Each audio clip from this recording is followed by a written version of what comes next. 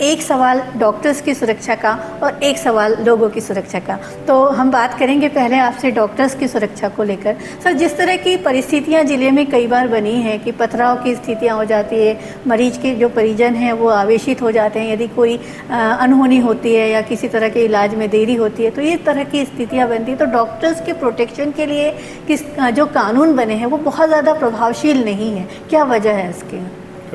आपने बिल्कुल सही कहा कि कई बार ये जो घटनाएं होती हैं बड़ी अनफॉर्चुनेट है, और जो एक सिस्टेमिक प्रावधान अपने होने चाहिए कई बार वो प्रभावी ढंग से उसको लागू नहीं किया जा सकता है जी।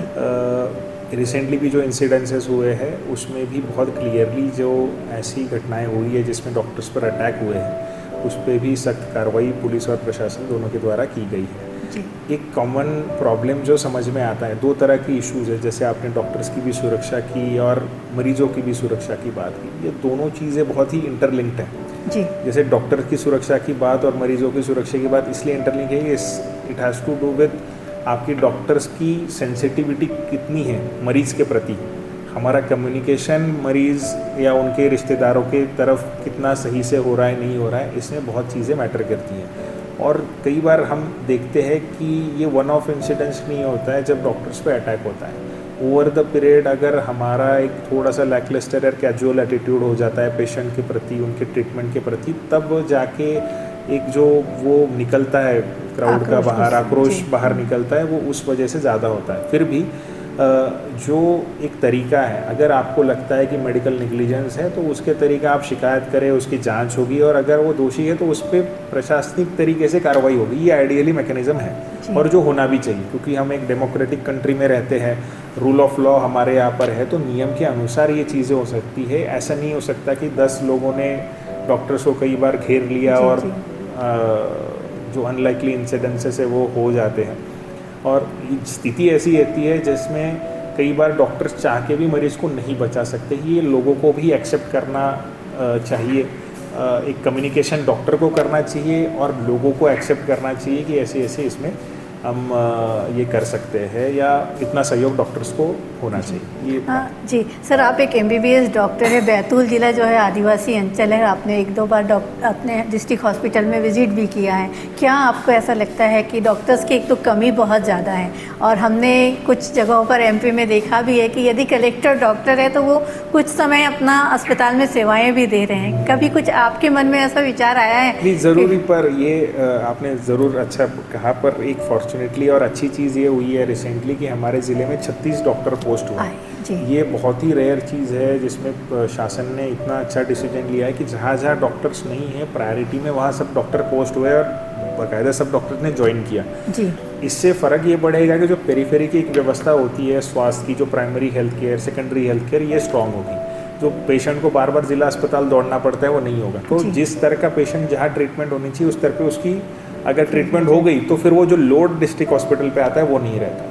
तो मुझे लगता है कि ये एक डॉक्टर्स का जो अवेलेबिलिटी का इशू है वो ओवर द पीरियड मुझे लगता है उसको एड्रेस होकर सॉल्व हो जाएगा। दूसरा, जैसे मैंने बोला कि ये प्रोफेशन जो है वो more of a public service type का प्रोफेशन है, और जितना हमारे एंड से हम ज़्यादा देना चाहेंगे पेशेंट्स को उतना उसमें मेरा तो परसेप्शन ये है कि उतनी दुआएं ज़्यादा मिलती है लोगों की। जी। तो हमेशा मेरा भी एज एडमिनिस्ट्रेटर प्रयास यही रहेगा कि हम एज मेडिकल प्रोफेशनल में रहा हूँ तो मैं मेरी तरफ से मेरा 100% दे पाऊँ एडमिनिस्ट्रेटर के रूप से भी, और एज डॉक्टर जहाँ पर भी मेरी ज़रूरत पड़ेगी उस रूप में। सर, आपने चिकित्सकीय सेवाएं भी दी है शुरुआती दौर में। सर, कोई ऐसा अनुभव आपका जो है, क्यों आप जो है IAS की तरफ मूव हुए? देखिए, IAS की तरफ मूव होने का ओवरनाइट डिसीजन तो नहीं है। आप बचपन से एक पर्टिकुलर माहौल में पले बड़े होते हैं। मेरे पिताजी मेडिकल ऑफिसर थे, डॉक्टर थे, उन्होंने बहुत अच्छी सेवाएं दी, उनको पब्लिक से जो रिस्पेक्ट मिला उनकी सेवाओं की वजह से वो एक कहीं ना कहीं बैक ऑफ द माइंड था। उसके बाद कॉलेज में जाने के बाद पहले तो ये होता है कि UPSC आप कर सकते हैं कि नहीं, ये डाउट होता है। हम बहुत ही सामान्य बैकग्राउंड से आते हैं, तो जब थोड़ा कॉन्फिडेंस डेवलप होने लगता है कि नहीं, इसमें आपको सेवा करने का अवसर ज़्यादा है इस प्लेटफॉर्म में। डॉक्टर ऑब्वियसली एक नोबल प्रोफेशन है, उसमें भी सेवा का अवसर मुझे था, पर इसमें सेवा का अवसर वेरिड टाइप के थे। इसलिए मेरा डिसीजन ये था कि उसमें हम एडमिनिस्ट्रेशन की ओर शिफ्ट हो जाए। जी। ये एक ज़रूर ये रहता है। और जैसे आपने बताया कोविड के वक्त मुझे बहुत ज़्यादा इस चीज़ का मैंने उपयोग मेरे मेडिकल का जो नॉलेज है या बैकग्राउंड है उसका किया, जिसके ज़रिए मैं मरीजों की डायरेक्टली सेवा भी कर पाया था या हॉस्पिटल का एडमिनिस्ट्रेशन बेहतर तरीके से अभी भी कर पाया था। जी। मुझे लगता है दोनों चीज़ें बहुत मदद रही, पहले भी ग्रेजुएशन के वक्त में भी और एडमिनिस्ट्रेशन के साथ में। सर दूसरा सवाल मेरा था लोगों की सुरक्षा का।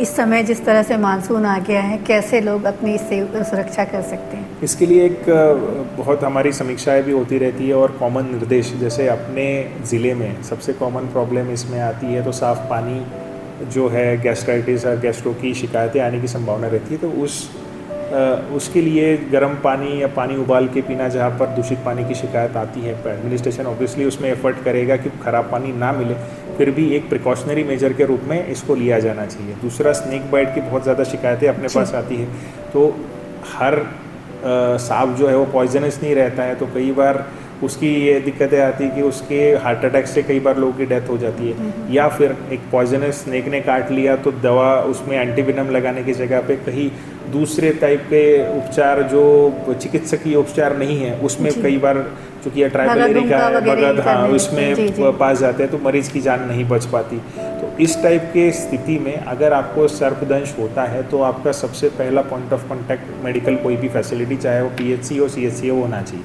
ताकि समय रहते मरीज़ की जान बच पाएगी। तीसरा बहुत कॉमन प्रॉब्लम आता है कि बिजली गिरने से कई बार लोगों की जान जाती है, तो उसके लिए भी हम कुछ एडवाइजरीज जारी कर रहे हैं कि ऐसी स्थिति में जब बारिश हो रही है, बिजली कड़क रही है, तो पेड़ के नीचे आपको नहीं रुकना है, या बाकी जो प्रिकॉशंस होती हैं, बेसिक प्रिकॉशंस, उसके लिए हम क्या क्या काम कर सकते हैं।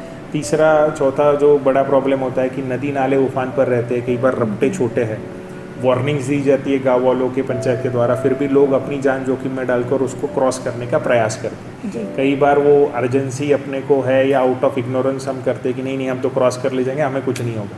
पर नेचर एक ऐसा फोर्स है जिसके आगे हमें हमेशा सावधानी रखनी चाहिए और सरेंडर होकर ही काम करना चाहिए, अपनी जान जोखिम में डालने से। ना केवल आप खुद की जान जोखिम में डालते हो, पर आपकी परिवार जो है वो आपके रहने ना रहने पर बहुत ज़्यादा चीज़ें परिवार को अफेक्ट होती है। ये समझ के ही मुझे लगता है करना चाहिए सब लोगों को। तो आपने बहुत ही संवेदनशील और गंभीर विषयों पर सुना हमारे ज़िले के संवेदनशील कलेक्टर डॉक्टर सोनवानी को। सर, आपने हमें समय दिया, आपका बहुत बहुत धन्यवाद।